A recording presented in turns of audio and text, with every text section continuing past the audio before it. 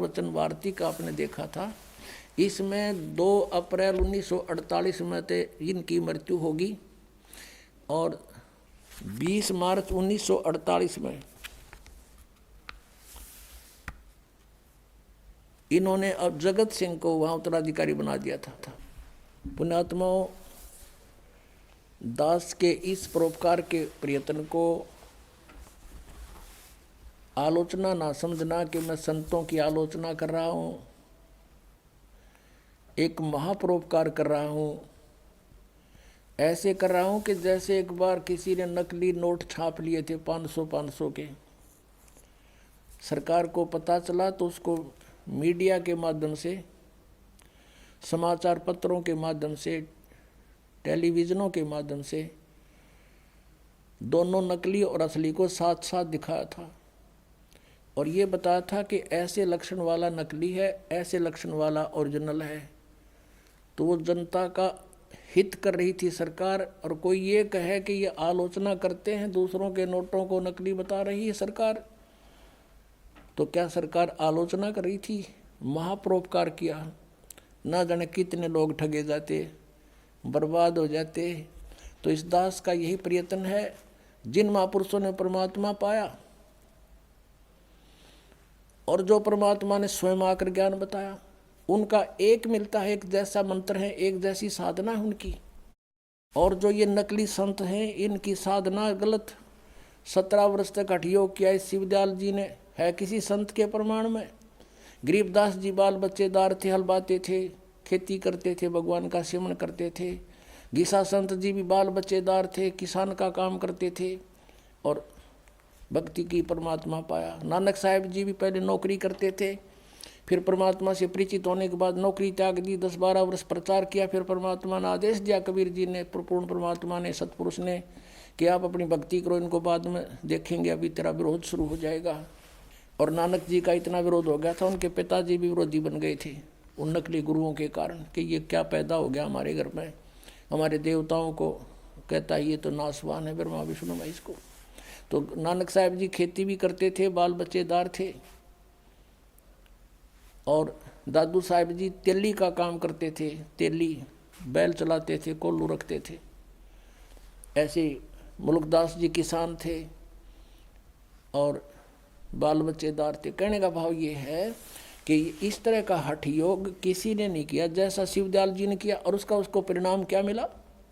ये 5 नामों का जाप करने वाला भूत बना वो। और उसी का अनुयायी सावन सिंह जी यानी जयमल सिंह जी का शिष्य। और सावन सिंह जी के अनुयायी कौन? बलोचिस्तानी शाह मस्ताना खेमामल जी, डेरा सच्चा सौदा सिरसा का जो है ना मुखिया माना जाता है। और उसको सावन सिंह का भी आदेश नहीं, नाम 3 बदल लिए, सतपुरुष और अकाल मूर्त और शब्द स्वरूपी राम। यूँ कहने के लिए कि जनता न्यू ना कहेगी काल के नाम जप रहे हो तुम, ये नाम जप। उनसे क्या रिजल्ट हुआ इसका? बलोचिस्तानी शाह मस्ताना फाउंडर ऑफ द सच्चा सौदा सिरसा, उसके प्रवर्तक का क्या बना? अब दिखाता हूँ, देखो। यही पुस्तक है सतगुरु के परमार्थी कृष्णों के वृंतांत, पहला भाग। और इसके लिखने वाले कौन हैं? जो वर्तमान में सच्चा सौदा सिरसा के गद्दी नशीन हैं, परम हजूर महाराज श्री गुरमीत सिंह जी। अब देखो पृष्ठ 31 है ये। बेपरवाह जी वहाँ के एक प्रेमी की कार में बैठकर और पहाड़गंज में एक डॉक्टर की दुकान पर चले गए। वो बीमार हो गए थे, ठंड लग गई थी उसको। पीछे काफ़ी लंबा वर्णन है, हम थोड़ा सा सुनाएंगे आपको। आप जी के साथ सिरसा शहर का प्रेमी गोविंद, मदान और 3-4 और प्रेमी थे।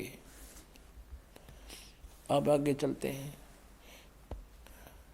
इतने में डॉक्टर ने हुक्म के अनुसार बेपरवाह जी के इंजेक्शन लगा दिया और उसके साथ ही आप वहीं बेंच पर लेट गए।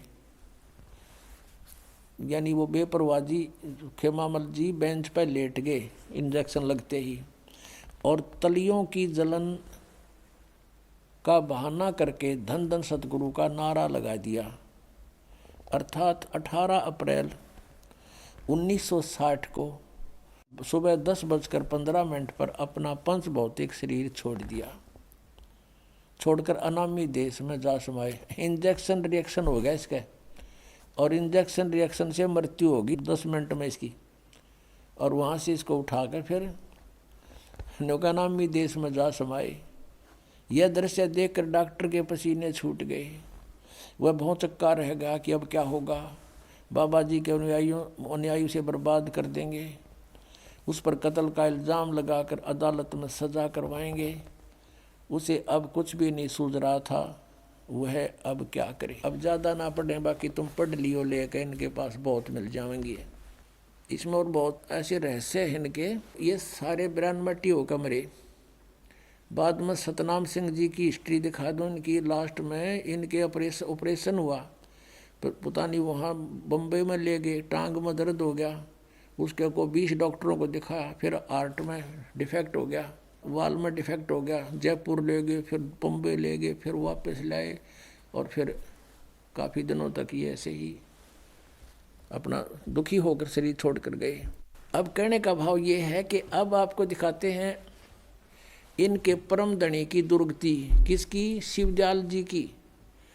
अब पुण्यात्माओं कहते हैं मूल जो इनका है उसी के विषय में जानकारी होने से आराम से समझ में आ जाएगी आपके,